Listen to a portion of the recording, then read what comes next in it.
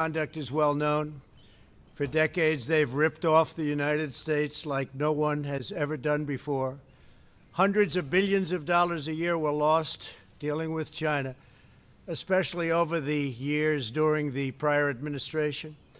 China raided our factories, offshored our jobs, gutted our industries, stole our intellectual property, and violated their commitments under the World Trade Organization. To make matters worse, they are considered a developing nation, getting all sorts of benefits that others, including the United States, are not entitled to. But I have never solely blamed China for this. They were able to get away with the theft like no one was able to get away with before because of past politicians and, frankly, past presidents. But unlike those who came before, my administration negotiated and fought for what was right. It's called fair and reciprocal treatment. China has also unlawfully claimed territory in the Pacific Ocean, threatening freedom of navigation and international trade. And they broke their word to the world on ensuring the autonomy of Hong Kong. The United States wants an open and constructive relationship with China, but achieving that relationship requires us to vigorously defend our national interests. The Chinese government has continually violated its promises to us and so many other nations. These plain facts cannot be overlooked or swept aside. The world is now suffering as a result of the malfeasance of the Chinese government. China's cover-up of the Wuhan virus allowed the disease to spread all over the world, instigating a global pandemic that has cost more than 100,000 American lives and over 1 million lives worldwide. Chinese officials ignored their reporting obligations to the World Health Organization and pressured the World Health Organization to mislead the world when the virus was first discovered by Chinese authorities. Countless lives have been taken and profound economic hardship has been inflicted all around the globe. They strongly recommended against me doing the early ban from China, but I did it anyway and was proven to be 100% correct. China has total control over the World Health Organization, despite only paying $40 million per year compared to what the United States has been paying, which is approximately $450 million a year. We have detailed the reforms that it must make and engage with them directly, but they have refused to act. Because they have failed to make the requested and greatly needed reforms, we will be today terminating our relationship with the World Health Organization and redirecting those funds to other worldwide and deserving urgent global public health needs. The world needs answers from China on the virus. We must have transparency. Why is it that China shut off infected people from Wuhan to all other parts of China? It went nowhere else. It didn't go to Beijing. It went nowhere else. But they allowed them to freely travel throughout the world, including Europe and the United States. The death and destruction caused by this is incalculable. We must have answers, not only for us, but for the rest of the world. This pandemic has underscored the crucial importance of building up America's economic independence, reshoring our critical supply chains, and protecting America's scientific and technological advances. For years, the government of China has conducted illicit espionage to steal our industrial secrets, of which there are many. Today, I will issue a proclamation to better secure our nation's vital university research and to suspend the entry of certain foreign nationals from China who we have identified as potential security risks.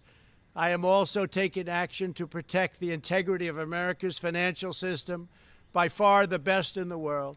I am instructing my presidential working group on financial markets to study the differing practices of Chinese companies listed on the U.S. financial markets with the goal of protecting American investors.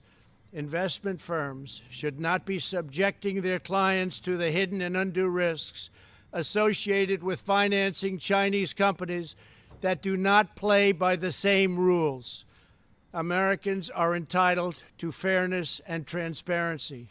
Several of the most significant actions we're taking pertain to deeply troubling situations unfolding in Hong Kong. This week, China unilaterally imposed control over Hong Kong's security. This was a plain violation of Beijing's treaty obligations with the United Kingdom in the Declaration of 1984 and explicit provisions of Hong Kong's Basic Law. It has 27 years to go. The Chinese government's move against Hong Kong is the latest in a series of measures that are diminishing the city's long-standing and very proud status. This is a tragedy for the people of Hong Kong, the people of China, and indeed the people of the world. China claims it is protecting national security. But the truth is that Hong Kong was secure and prosperous as a free society. Beijing's decision reverses all of that. It extends the reach of China's invasive state security apparatus into what was formerly a bastion of liberty. China's latest incursion, along with other recent developments that degraded the territory's freedoms, makes clear that Hong Kong is no longer sufficiently autonomous to warrant the special treatment that we have afforded the territory since the handover. China has replaced its promised formula of one country, two systems with one country, one system. Therefore, I am directing my administration to begin the process of eliminating policy exemptions that give Hong Kong different and special treatment. My announcement today will affect the full range of agreements we have with Hong Kong, from our extradition treaty to our export controls on dual-use technologies and more, with few exceptions. We will be revising the State Department's travel advisory for Hong Kong to reflect the increased danger of surveillance and punishment by the Chinese state security apparatus. We will take action to revoke Hong Kong's preferential treatment as a separate customs and travel territory from the rest of China. The United States will also take necessary steps to sanction PRC and Hong Kong officials directly or indirectly involved in eroding Hong Kong's autonomy and just, if you take a look, absolutely smothering Hong Kong's freedom. Our actions will be strong. Our actions will be meaningful. More than 2 decades ago, on a rainy night in 1997, British soldiers lowered the Union flag and Chinese soldiers raised the Chinese flag in Hong Kong. The people of Hong Kong felt simultaneously proud of their Chinese heritage and their unique Hong Kong identity. The people of Hong Kong hoped that in the years and decades to come, China would increasingly come to resemble its most radiant and dynamic city. The rest of the world was electrified by a sense of optimism that Hong Kong was a glimpse into China's future, not that Hong Kong would grow into a reflection of China's past.